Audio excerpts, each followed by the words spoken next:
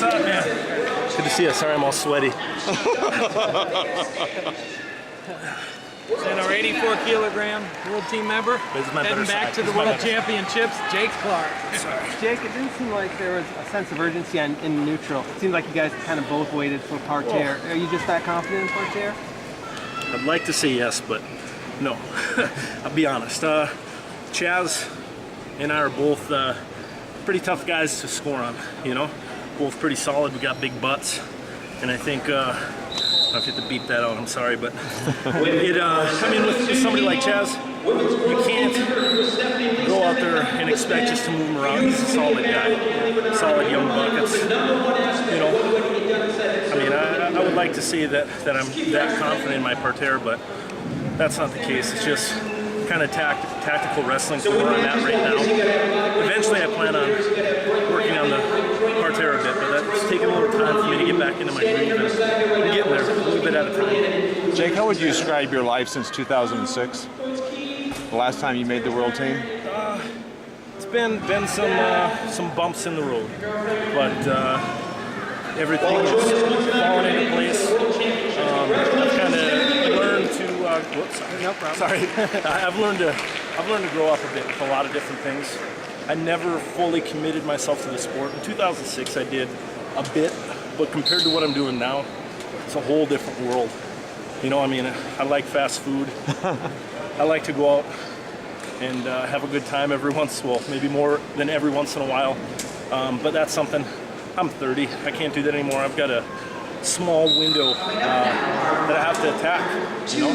So, did someone help you straighten your life out in a sense? Yeah, I was in Micronesia this last winter for 5 months, and I had a real good talk with Rulon Gardner, and he just pointed some good things out. He just, I mean, I've heard from so many people, hey, you need to do this, you need to do that, and it was just a matter of timing and a matter of somebody saying it at that right time for it to click in my head. I mean, it's been something that has been going on forever, but you know, really hit me, and I grew up real quick.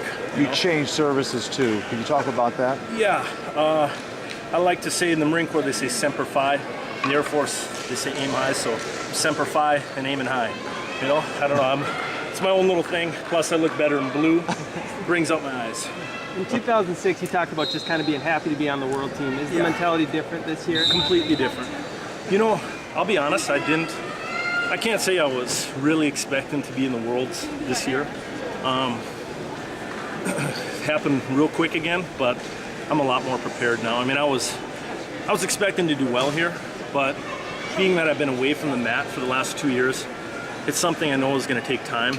Luckily, I'm doing the right things, and that's pushing me forward at a faster pace than I really expected. But did you compete here last year, Jake? Yes, I did. That was the only tournament I did last year. But you were up at weight. 96. Okay. Yeah, I had one big ab. So now I've got, I think, 4. Dan Chandler is someone who's been instrumental in your career. He's coached you a lot. Is it difficult wrestling against him? Is that kind of strange? It is, but you know, I love having him in my corner. I feel a whole other level of confidence with Chandler, just because he's been there since I've been little. You know, he's the man in Minnesota, and when you have him in your corner, it's just one of those things. I've learned now that I'm getting older, it's not about who's in the corner during that match. Sometimes it is. You know, calls can go different ways, but you know, it's tough wrestling against him. But I'm with the Air Force. Do I get money for saying that? I'm with the Air Force now. He's a Minnesota coach, and I know if I wasn't wrestling a Minnesota guy, I know Chandler's in my corner. I know after the match, Chandler's in my corner, you know? So. Jake, among other things, did you also start a school and also work with more kids than you did these past 4 years? Yeah, you know, and that's something that really has helped me. When you're a coach, you have to practice what you preach, you know, and that's something that's in Okinawa. I was in Okinawa right before the 2006 season. That's when I had one of my best years. It was because I was working with some of the kids, which made me concentrate on what I'm telling them I have to do. Okay. Well, you know, that's just the way it is. Now in Micronesia, it's the same thing. I was just there 5 months by myself, and I mean, it allowed me a lot of time to think. But that's the same thing. I'm working with those kids, which is a passion of mine. But when I'm doing that, it puts a lot of things into perspective, more than myself wrestling in practice. You know, it's a mental thing, and you know. Yeah, appreciate it. Good to see you again, man.